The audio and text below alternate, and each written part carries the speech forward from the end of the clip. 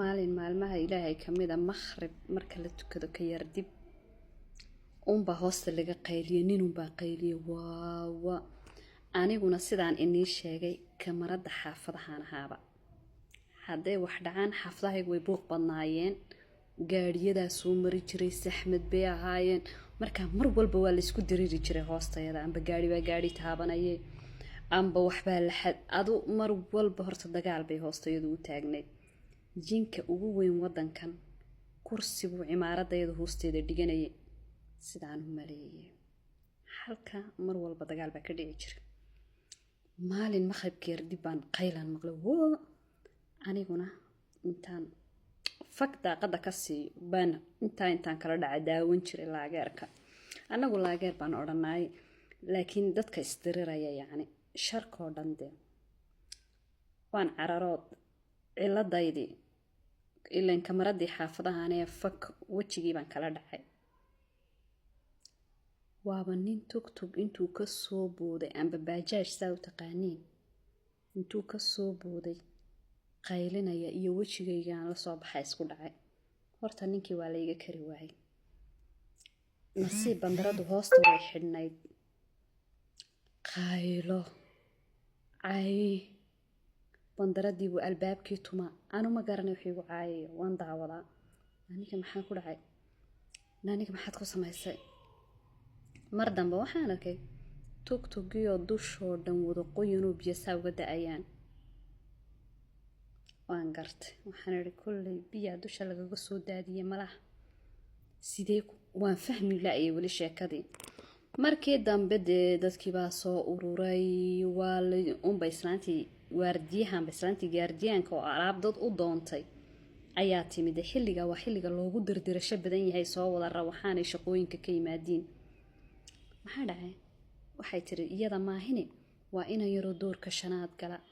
adigu ninkii waa la bariyay inankii rahoodi baa soo dhaadhacday wixii caaya ugu dhacday iyo wixii oo dhan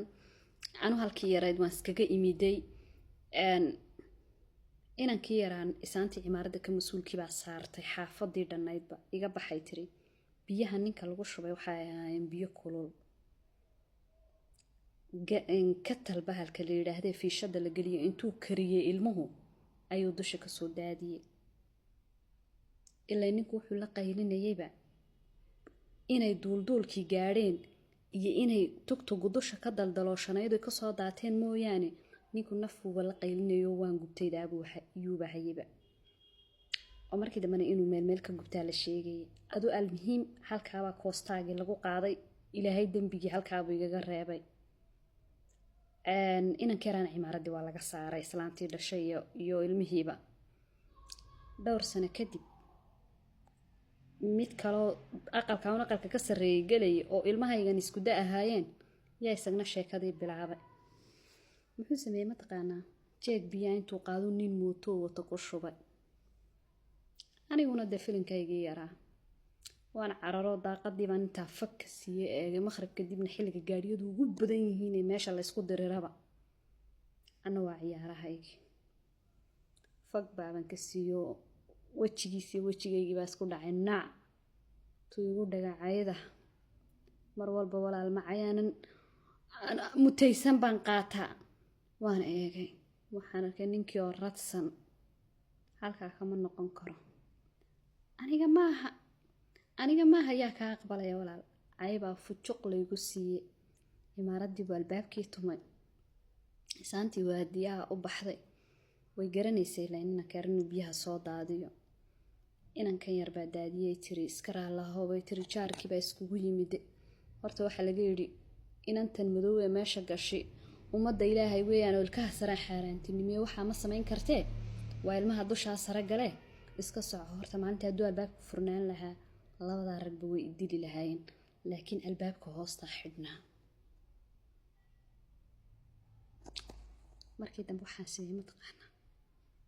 marka la qayliyo daaqada horta iyadoo ma furi jiray shabagu iska xidhnaanaya cabsi markaanu arko dad is haysta ayaan caadi wada furay oo caadi u daawanay ilaa indeyn kari maayo walaal laakiin cayda igu dhacday mana kaaga sheekayn kara anigoo bashar socdaan ahaa maxaan daaqada ka doonay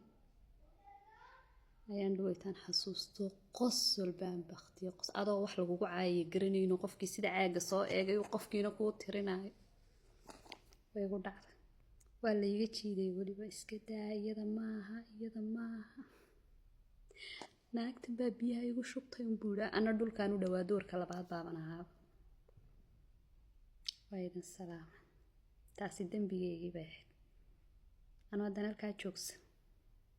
oon indhahayga iyo lugahayga ku doonan soo doonan lahaa caydo iska ilaaliya daaqadaha dembi qof kala galay ayaad ad u qaadan kartaa